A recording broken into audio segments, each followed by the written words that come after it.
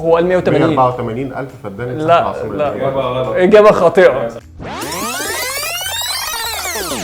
ده مزايا تشالنجز، ودول احمد عصام سينيور سيلز من شركه مزايا. بيتر محب سينيور سيلز من شركه مزايا. والنهارده هنختبر معلوماتهم عن البنيه التحتيه وتخطيط العاصمه الاداريه الجديده. كم تبلغ مساحه العاصمه الاداريه الجديده؟ ايه ده؟ بيتر. مساحه العاصمه الاداريه الجديده 184,000 فدان. 170 ولا 180؟ هو قال 180. 184,000 فدان. لا لا، اجابه خاطئه. 170,000 فدان للاسف. خطه تنميه العاصمه الاداريه اتقسمت على اكثر من مرحله، ممكن تقول لنا عدد مراحل وكل مرحله؟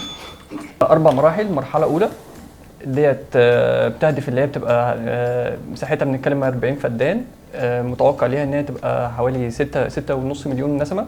تمام. في مرحله ثانيه بنتكلم 47 فدان، في مرحله ثالثه بنتكلم 83 فدان، والمرحله الرابعه ديت اللي هتوصل التوتال كله هيبقى 237 فدان. الاجابه غلط. 3 مراحل. اول مرحله 40,000 فدان، ثاني مرحله 47,000 فدان، ثالث مرحله 97,000 فدان. العاصمه الاداريه مدينه متكامله الخدمات، ممكن تقولوا لنا 5 خدمات بتتميز بيها العاصمه الاداريه الجديده؟ يلا بينا. عايز 5 خدمات؟ اه. من خصوص من حيث البنيه التحتيه.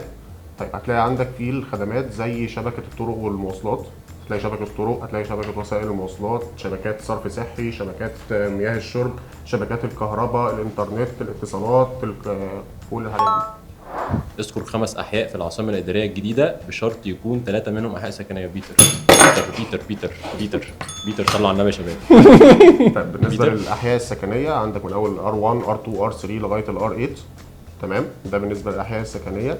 عايز احياء تانية في الاحياء اللي هي معتمده على الاقتصاد شويه، زي الحي الحكومي، الحي المالي اللي بيشمل كل المقرات الرئيسيه للبنوك، الحي الرئاسي.